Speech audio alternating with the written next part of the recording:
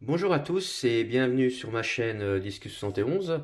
Alors aujourd'hui, la vidéo porte sur les macros Panestia rhinocéros. C'est les blattes rhinocéros d'Australie. J'avais déjà fait une vidéo dessus quand je les avais reçus. Là, on va dire, je fais un petit suivi de ces blattes, tout simplement. Alors, ben, la caisse, hein, toujours la même, vous l'avez déjà vu, c'est une caisse de 30 ou 40 litres, je sais plus trop. Alors, le mélange du substrat, c'est du sable de Loire, un sac de sable de Loire avec un sac de terreau qu'on appelle ça pour terrarium reptile, c'est-à-dire qu'il n'y a pas d'engrais, il n'y a pas de saloperie dedans. C'est mélangé, ça a été humidifié, ça a été tassé un petit peu, et voilà. Après, j'avais mis mes blattes, et bon, bon, elles sont, on va dire qu'elles ont fait leur petite vie dedans. Alors, pour vous donner un petit suivi, bon, bah, elles ont triplé de volume. Elles mangent très bien. Elles mangent des feuilles. Alors, comme vous pouvez voir, là, c'est des feuilles de chêne blanc. Là, elles sont sèches, hein. Feuilles de chêne blanc. Ici, vous avez des feuilles d'eucalyptus. Il y en a encore ici. Là, on va dire, elles sont en décomposition. Celles qu'on voit ici. Ici, vous avez un morceau de pomme que j'avais mis juste devant une petite cheminée qu'on voit avec mon doigt, là, juste ici.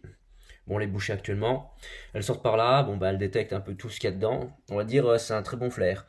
Et dans le bac, si vous pouvez voir justement sur la vidéo, ça se voit quand même assez bien. Il y a une partie sombre et une partie claire. C'est qu'en fait compte, toute la partie qui est juste ici, elle est très humidifiée.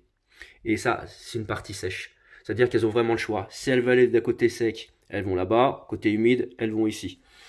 Après, que dire de plus? Elles sont assez actives, on va dire, très tôt le matin et dans la nuit.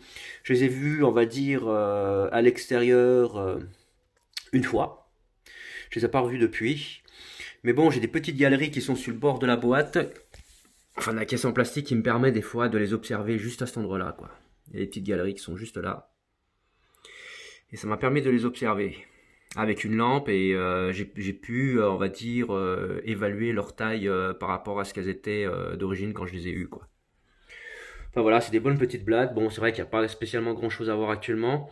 Bon, on va attendre que ça se développe. Puis bah, je voulais vous donner un suivi de l'élevage de cette espèce qui est quand même assez rare, mais qui est assez facile à élever.